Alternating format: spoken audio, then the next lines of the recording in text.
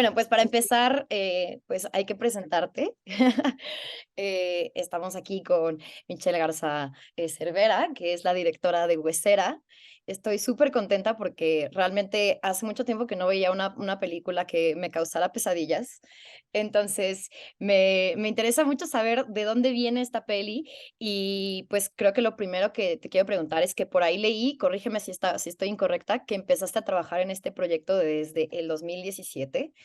Entonces, cuéntame un poquito acerca como de qué elementos formaron parte de la mezcla original, que empezaron como parte del proyecto y cómo fueron evolucionando hasta ser la película que ya podemos ver hoy. Claro, mucho gusto, Julia, y qué felicidad de estar aquí en Girls at Films, que me encanta lo que hacen. Entonces, nada, muy contenta de empezar el día platicando con ustedes. Y también qué orgullo decir que tuviste pesadillas, qué fuerte, ¿no? Pero es como la gran meta que esperamos luego los directores de horror. Y pues era así, la empecé a escribir en 2017 y luego se unió conmigo mi maravillosa co-guionista Avia Castillo. Es un proyecto que surgió, pasan los años y resulta muy catártica la película. O sea, yo era otra persona cuando empecé con este proyecto y justo sí pienso que la ópera prima es la mejor escuela de cine, sin duda. Bueno, a ver qué me espera con las que siguen, pero es una película que empezó sin duda de la necesidad de cuestionar muchos de mis aspectos familiares con respecto a la maternidad y obviamente empecé muy inspirada con una figura familiar que es una de mis abuelas, que fue una mujer, digamos, que llevó una maternidad disidente de la cual se me ocultó su historia mucho tiempo, no deliberadamente, más bien era algo que era muy doloroso sin duda que era un tema que era muy difícil de abordar en casa y que el simple hecho de poder dialogar y hablar acerca de ella, que fue hasta que perdí a mi propia madre, fue bastante catártico y liberador en muchos sentidos, ¿no? Y darle nombre y historia, ¿no? O sea, tener acceso a esa historia fue brutal para mí y yo pues teniendo acceso a una herramienta tan potente como el cine, me decidí a hacerle una historia que fuera fiel a ese proceso que yo llevé con mi familia, ¿no? Y también tiene que ver con identificar a mi propia madre como un individuo separado de mí, ¿no? Que es un proceso básico, pero que muchas veces no llevamos a cabo. Y por supuesto, yo siendo una mujer en mis treintas que me trastocaba mucho la posibilidad de llevar una vida doméstica, ¿no? Como la clásica y nuclear, que la verdad me parece en muchos sentidos opresiva. Sin duda fueron todos esos aspectos los cuales nos llevaron a escribir esta historia, ¿no? Y yo ya me dedicaba al cine de horror siempre, desde que empecé con el cine y la verdad es que fue una historia que compartí un proceso muy brutal y profundo con mi co-guionista Avia, porque sin duda teníamos nosotras una tesis que queríamos comprobarle al personaje, pero que también nos estábamos comprobando a nosotras mismas a la par, ¿no? Entonces es un poco fue como llevamos a cabo la historia, ¿no? O sea, tenemos un personaje que cree algo de sí misma, del mundo, y que le queremos comprobar una tesis que nosotras mismas nos ha sido muy dolorosa y en muchos sentidos nos ha generado ciertos sacrificios en nuestras vidas personales, ¿no? Entonces fue un poco así como llevamos a cabo un proceso muy largo de escritura que también lo cruzó una pandemia y que llegó a que llegamos como a un tratamiento 13, algo así, para filmar, pero bueno, muy contentas ya con un proceso que el proceso creativo se vuelve mágico, la verdad, y es colectivo y luego ya una no sabe cómo ese ser vivo ahí agarró esa forma, la verdad. Sí, y mencionas algo muy increíble que justo creo que lo sentí yo igual cuando vi la película, como esta parte como catártica también que representa como la maternidad en la vida de una mujer, ¿no? O sea, cómo su vida cambia y creo que se representa de una forma muy interesante porque pues, o sea, al final pues es terror, ¿no? Y pues bueno, por ahí he visto también que lo llaman como terror corporal, que me parece como pues una rama del terror como bien interesante porque pues nos duele físicamente, ¿no? O sea, como que creo que es algo con lo que nos podemos identificar muchas mujeres, ¿no? Como con pensar en el embarazo y el proceso de ser madre como algo doloroso y terrorífico. Entonces está muy interesante cómo lo llevas a la pantalla de esta forma, ¿no? Y pues también quería preguntarte precisamente cómo fue para ti llevar una historia tan personal y catártica y algo como pues muy íntimo a pues una historia de terror, ¿no? O sea, cómo llegas o sea, porque pues entiendo esta parte de la maternidad, a lo mejor de pronto es algo como que puede ser visto desde muchas perspectivas, ¿no? Y entonces tú te pones aquí y dices, voy a hacer una peli de terror acerca de esto. Ujú. Entonces, ¿cómo fue esa decisión? Claro. Mira, la verdad, te digo, como que empecé como con esto de dedicarme al género en específico desde hace mucho. Igual inicié como un poco instintivamente, como que era así como me salían los guiones y siempre tiendo a recurrir a la fantasía o al horror para hablar de emociones o pensamientos que muchas veces en la cotidianidad no nos detenemos a hablar, ¿no? O sea, son hasta conceptuales, pero al final de cuentas trastocan nuestras vidas y nuestros cuerpos, ¿no? Y lo que me encanta del cine de horror es que todo eso que a veces no se puede hablar, se puede volver tangible, literal, con una imagen o un sonido. Entonces sí es sin duda un género que me parece extremadamente generoso y en el cual me siento muy feliz y cómoda. Amo también a la comunidad de cine de género alrededor del mundo. Me parece que me remite, por ejemplo, a lo que yo sentía perteneciendo a la escena punk o sea, hay un sentido de familiaridad, pero disidente, ¿no? Como que hay muchos inadaptados en ese mundo en el cual me parece hermosa, ¿no? Las obsesiones que generan estos tipos de géneros y las cuales yo comparto también y que justo me parecía un reto hablar de algo, pues que muchas veces es muy tabú en los hogares, sobre todo en países como los nuestros, a través de un género que la verdad tiene eh, mecanismos muy específicos, ¿no? Y que me gusta el reto, ¿no? De ver cómo, a ver, cómo realmente logro asustar a alguien hablando de este tema, ¿no? Y sí fue mucho estudio, mucho trabajo, hicimos mucho desarrollo, casi muy poco en Huesera fue improvisado, la verdad. Entonces, sí tiene que ver mucho con que estudiamos mucho el género, digamos, y lo llevamos así como tratamos de ser muy fieles a muchas herramientas clásicas, pero eh, aplicándolas a la historia en específico.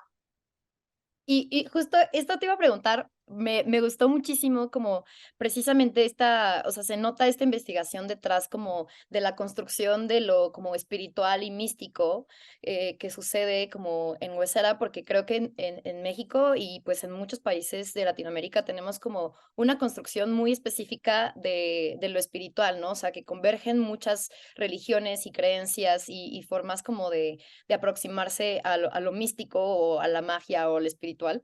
Entonces, me encantó, o sea, este elemento dentro de la película. Entonces, ¿cómo fue este proceso de investigación y cómo fueron encontrando elementos que les parecieron como apropiados o perfectos para la narrativa que estaban intentando, pues, realizar?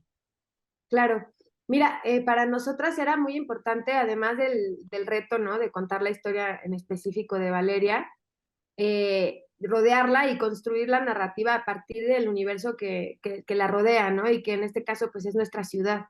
Y son universos que conocemos, que habitamos, que hemos cruzado, ¿no? Entonces dijimos, bueno, de todo esto que conocemos, ¿no? ¿Qué podemos traer a la vida de Valeria que también muestre y dé representación a cómo habitamos luego la Ciudad de México? Que como bien dices, es un mundo que realmente une tantos aspectos, o sea, es muy complejo y eso es lo que luego pasa con el cine, que da solo una representación de algo, de una ciudad o de una persona, que luego muchas veces evita como ver las otras aristas, ¿no? Y nosotras como que nos preocupaba mucho ver, hacer una representación de nuestra ciudad como un poco fiel, digamos, de cómo en un día atraviesas muchos universos y por supuesto estaba el universo de estas mujeres que digamos que muchas veces de primera instancia parecieran que son las malévolas, ¿no? Las malditas, las que te pueden hacer algo malo, ¿no? O maldecir, pero que a final de cuentas para nosotras eran el tipo de mujeres de las que queríamos como que romper muchas veces esas representaciones que se hacen de ellas y más bien decir que tal vez son las que te abrazan a través de los procesos más dolorosos, ¿no?